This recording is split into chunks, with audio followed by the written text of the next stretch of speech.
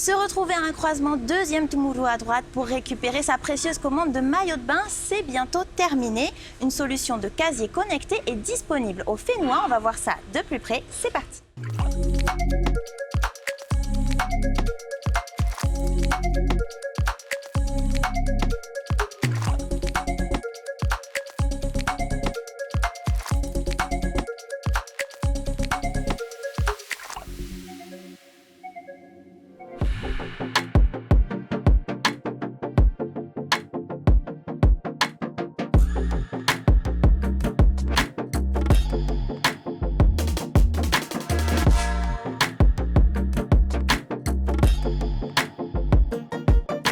Alors, on est ici dans un bar-brasserie bien connu avec toi, Tahara. Donc, toi et ton compagnon, vous avez mis en place des casiers connectés. Ça s'appelle Taviri. Est-ce que tu peux nous expliquer comment ça fonctionne? Oui, alors du coup, les casiers connectés nous permettent de faire de la récupération de colis. Là, on va faire une démonstration et c'est vrai que celui-ci est notamment situé à la brasserie. Donc là, on va dire que il y a quelques jours, je vends des lunettes et tu m'as commandé une paire sur ma petite boutique en ligne. Et donc, pour éviter d'avoir à te livrer jusqu'à chez toi, je t'ai proposé ou tu as sélectionné l'option récupération en lockers. Donc, c'est tout simple. À partir du moment où j'ai créé ma commande, j'ai eu une référence de commande ainsi qu'un code pour déposer ta commande à l'intérieur. Et là, je vais pouvoir activer le casier. Et côté commerçant, ça se fait comment? Ils ont une application? Du tout. En fait, c'est via notre site internet, tu as accès à ton compte en tant qu'utilisateur et tu vas pouvoir choisir directement le casier que tu souhaites, le compartiment que tu souhaites. Tu vois, par exemple, ici, on a différents formats. Donc, en fonction de ce que tu souhaites déposer à l'intérieur, tu vas pouvoir choisir un format adapté. Par contre, si tu as un site internet, vu que tout ce qu'on a créé peut être intégré carrément au site internet, ça peut être aussi ton client qui, quand il passe commande sur ton site, choisit directement la livraison en lockers. Dans ce cas-là, c'est le client qui choisit le lockers le plus simple pour lui, en fonction des horaires et du lieu. Donc là, je vais déposer ta commande. Donc, on va avoir une référence commande qui va être la même que ce soit pour le livreur et pour le client final. Donc, mais que par contre, j'aurai moi mon propre code et toi le tien. La commande et mon code livreur.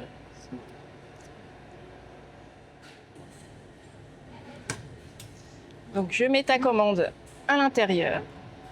À partir du moment où je vais refermer le compartiment, tu vas être averti par SMS que tu as reçu ta commande qui a été déposée. Ben voilà. Ça y est. Ok, et donc j'ai dans ce SMS la référence et un code. Voilà, qui est ton propre code à toi, afin que la personne qui livre ne puisse pas déposer et récupérer la commande juste après, quoi. Ok, ensuite? Tu as juste à te rendre devant le casier. Et là, je rentre la référence. La référence, qui est du coup commune à toi comme à moi. Et le code. Et ton code personnel.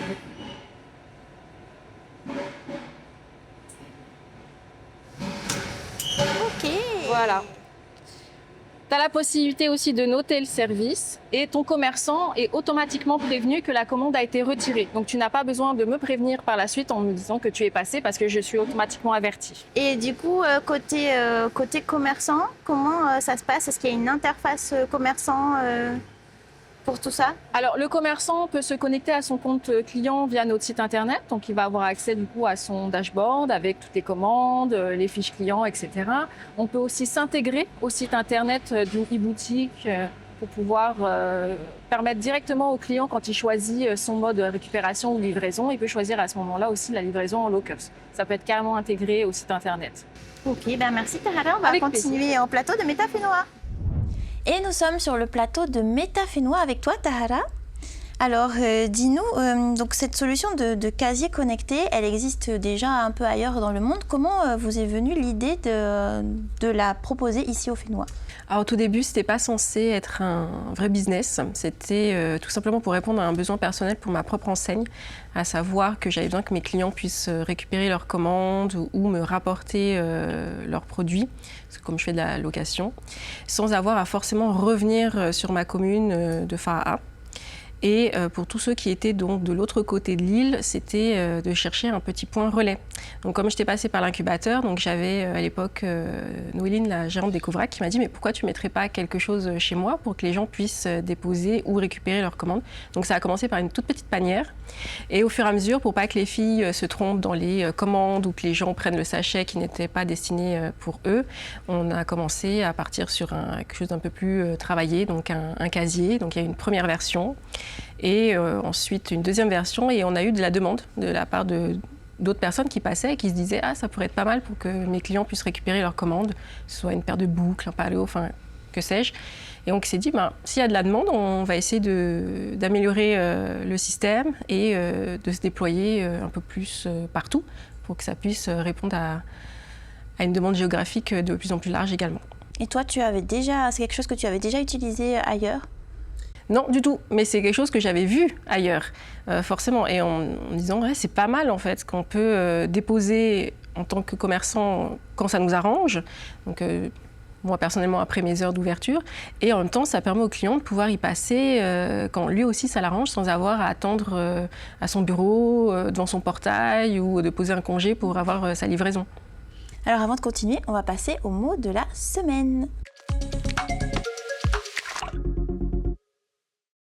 Alors chaque semaine, je propose un mot ou un terme à définir en 30 secondes. Donc pour cette émission, j'ai choisi logistique de proximité. Est-ce que tu es prête? Oui. C'est parti. Alors la logistique de proximité, notamment appliquée à Taviri, c'est de permettre en fait de réduire les déplacements, partir sur un circuit qui va être plutôt court pour que ce soit justement au plus proche du commerçant, mais aussi de son propre client. Donc là, c'est la possibilité de pouvoir avoir des points qui se retrouvent à côté de nos boutiques ou au plus proche des lieux de travail ou des lieux d'habitation pour pouvoir récupérer sans perdre de temps, sans perdre de l'énergie également. Voilà, c'est ce que je dirais pour la logistique de proximité. Super, merci beaucoup, défi relevé. Alors dis-moi, combien de commerces actuellement ont adopté vos casiers connectés? Là, à l'heure actuelle, on a le premier point Ecovrac, qui est le point, on va dire, le premier point de test.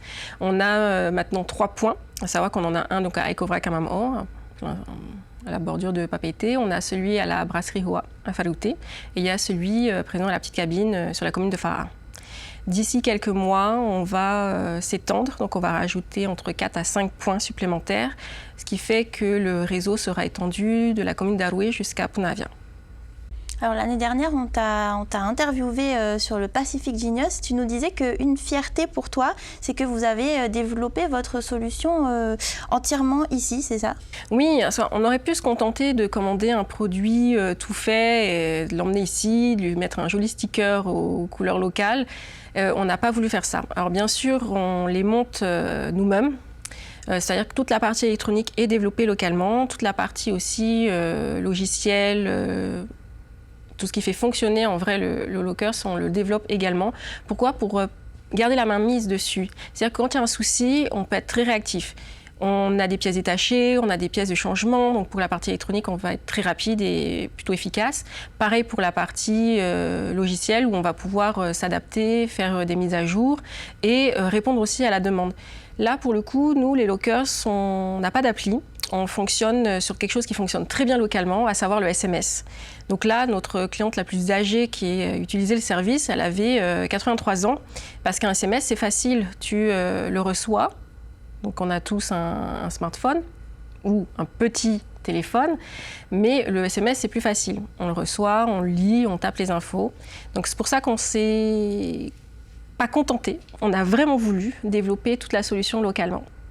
J'imagine qu'il y a eu des petits défis techniques lorsque vous avez développé cette solution ici. Ah oui, forcément, développer localement, ça a un coût, déjà d'une.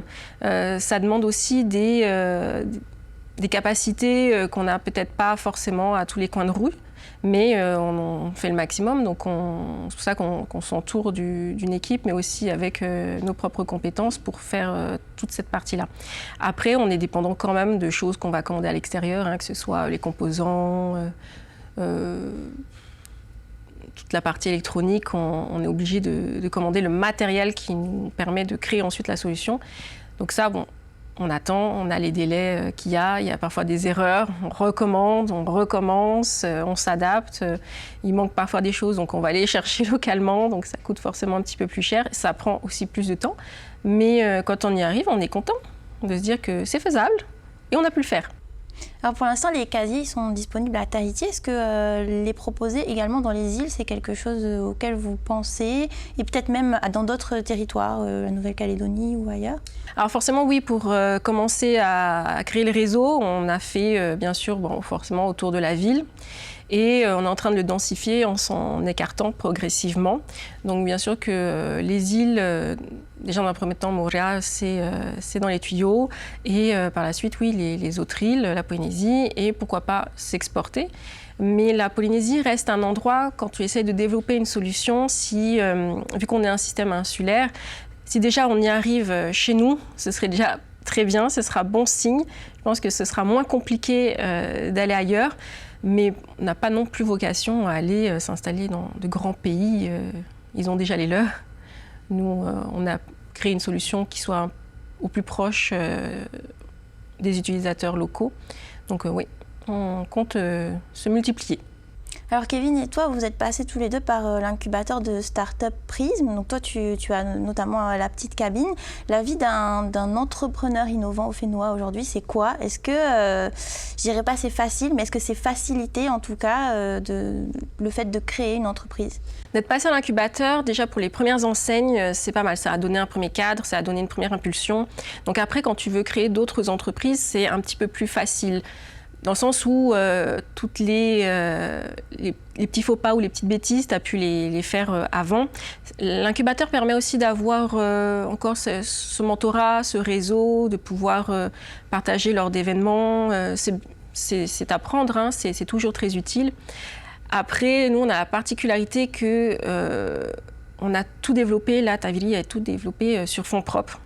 Donc, c'est nos enseignes, on va dire, primaires qui nous permettent de développer d'autres side projects qui deviennent aussi maintenant de véritables entreprises. Mais on va dire, cette méthode qu'on a pu avoir grâce à l'incubateur, surtout sur des projets innovants, qui ont plus de chances de fermer encore plus rapidement qu'une entreprise lambda, ça permet d'avoir une première base. Et après, on fait sur d'autres choses. Moi, mon profil, il n'est pas tech à la base. Hein. J'apprends tous les jours, j'apprends de mon associé et j'apprends aussi de cette nouvelle enseigne qui est Taviri. Donc ça aussi, c'est bien. On apprend à apprendre encore et à ne pas s'arrêter. Et Taviri, justement, comment tu la vois, cette entreprise, d'ici 5 ans, on va dire? D'ici 5 ans, forcément avec un réseau qui soit beaucoup plus densifié. Après, on va être amené de toute façon à terme, et ça c'est en projet, de quand même développer une application pour l'utilisation des casiers. Mais aussi, pourquoi pas, de développer une partie plus marketplace, parce qu'on aura du coup les récupérations possibles en casier. Donc tout ça, c'est des pistes de développement, c'est des pistes qu'on voit aussi que les autres solutions à l'étranger ont fini par aussi adopter. Donc on se dit qu'il faut maintenant faire des choses qui soient adaptées chez nous et adaptées à notre marché, surtout. On va répondre à un vrai besoin. Donc on est très à l'écoute de ce que nos utilisateurs et clients nous font remonter comme information. Écoute, pour terminer, c'est l'heure du quiz. Alors dans chaque émission, je propose un petit quiz pour terminer. Alors c'est parti pour un vrai-faux. Les casiers connectés permettent de récupérer une commande même quand le commerce est fermé. Alors oui, c'est possible quand le commerce hébergeur héberge le casier à l'extérieur, oui. Et par contre, c'est sûr que pour un commerçant qui utilise les casiers pour faire récupérer ses propres commandes clients, oui, le client, si moi je ferme à 16h mais que le client m'a commandé une robe, il peut récupérer à 18h si l'hébergeur ferme à 20h par exemple. Les casiers connectés peuvent aider à réduire les déplacements inutiles et donc l'impact environnemental. Ah oui, clairement. C'est-à-dire que même si tu fais une livraison en mode tour de l'île, tu t'arrêtes à des points qui sont stratégiques. Ton temps de dépôt est assez court, parce que tu descends, tu tapes les informations et tu déposes le colis, donc tu peux même être plus ou moins en double fil. Et ça permet aussi à ton client final de pouvoir récupérer ça sur son chemin du retour en rentrant chez lui, ou sur son chemin pour aller faire ses courses, ou le matin en allant à son travail. Donc oui, ça réduit drastiquement le temps d'attente et de route. Alors si tu devais résumer Taviri en un mot, ce serait pratique, local, futur, liberté ou autonomie? Je dirais liberté.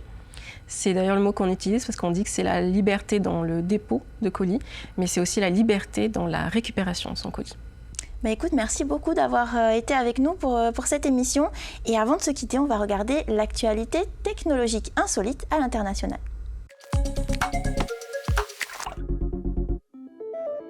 Et si le futur de l'intelligence artificielle se jouait dans l'espace?